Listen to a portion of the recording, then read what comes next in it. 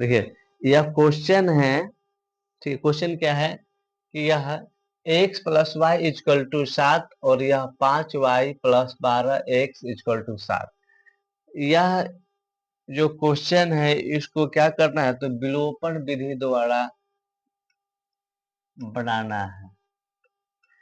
विलोपन विधि द्वारा,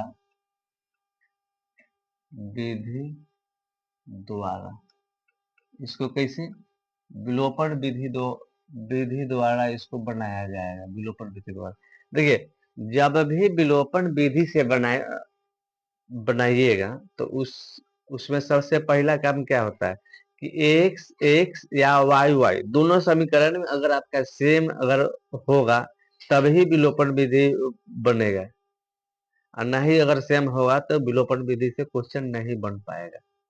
तो यह देखिए, यह फर्स्ट समीकरण में क्या है, समीकरण पहला है या समीकरण दूसरा है। फर्स्ट समीकरण में पहले क्या है, एक्स है, और इसमें पहला क्या है, मतलब वाई। तो यह सेम है, सेम तो नहीं है, तो पहले समीकरण को सेम करना पड़ता है।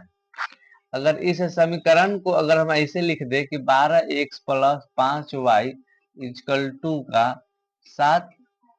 अब देखिए यह समीकरण में, अब यहाँ पहले x है तो यहाँ भी x है, यहाँ सेकंड में है y तो यहाँ भी है, ठीक है, यह दोनों है। अब देखना है कि समीकरण पहला और दूसरा में क्या x x का मान दोनों सेम है कि नहीं, ठीक है, या y y का मान सेम है कि नहीं है। यानी किस समीकरण में किसी एक का मान जो होगा वह दोनों के सेम करना पड़ेगा। विलोपन विधि पर बनाने के लिए क्या करना पड़ता है, या तो x x के मान सेम कीजिए या y y का मान दोनों सेम करना पड़ेगा। जब तक अगर सेम आप करते नहीं है तब तक आपसे क्वेश्चन नहीं बनेगा, क्वेश्चन नहीं बन पाएगा।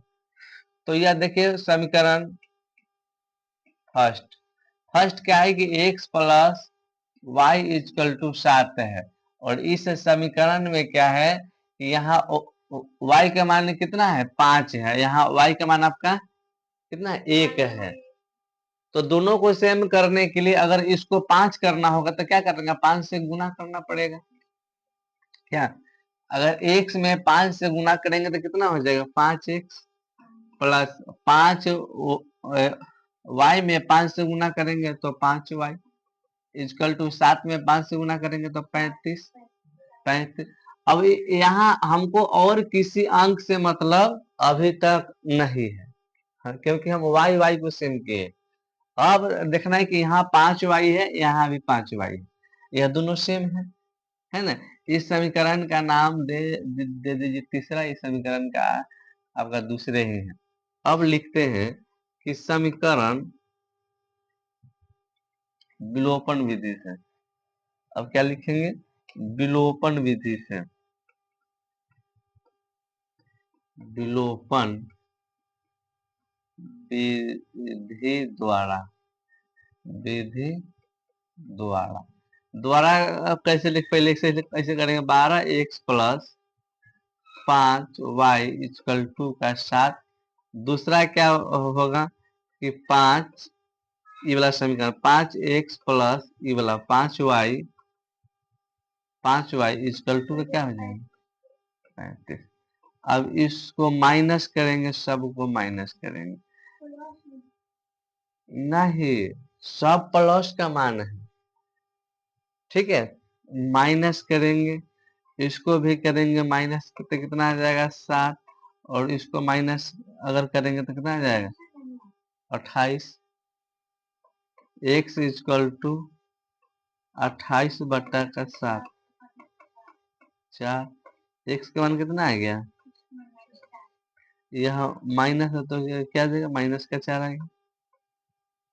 अब जो है यह x का जो मान निकाले हैं, यह x का मान -4 जो है, यह मान समीकरण इसमें भी रख सकते हैं या यहाँ भी आप, ठीक है, माने किसी समीकरण में आप x का मान अब बैठाना पड़ेगा।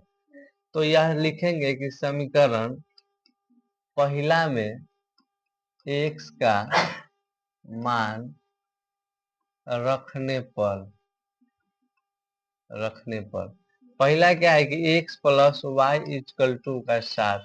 इसके लिए एक्स के मान क्या आपके पास है कितना, -4 प्लस वाई इजकल टू का 7। इसको लिखेंगे वाई इजकल टू का 7, और यह इजकल टू के पहले माइनस में है तो इनमें आएगा तो प्लस में आ जाएगा। वाई का मान कितना आ गया, 11। 11 आंसर हो गया। तो सबसे पहला बात क्या समझे कि विलोपन विधि में जब तक आपका एक्स और वाई जब तक समीकरण में नहीं होगा तब तक बनेगा नहीं। दूसरा काम होगा कि वाई वाई को आपको सेम करने के लिए किसी न किसी समीकरण को अति गुना करके क्या करना पड़ता है, पुराना पड़ता है। ठीक है, जैसे कि यह आपका फर्स्ट समीकरण में यहाँ था y और यहाँ था 5y। तो हमको फर्स्ट समीकरण में 5 से गुना करना, मतलब क्या हो, गुना किए तबे में दोनों सेम मतलब हुआ है। नहीं गुना करते तो नहीं सेम होता। अगर क्वेश्चन नहीं सेम होता तो नहीं बनता, आंसर ही नहीं आता। ठीक है, तो ये इसी प्रकार से क्या करते हैं, सेम करना पड़ता है। ठीक, बात समझ में आई? स्टॉप हुआ।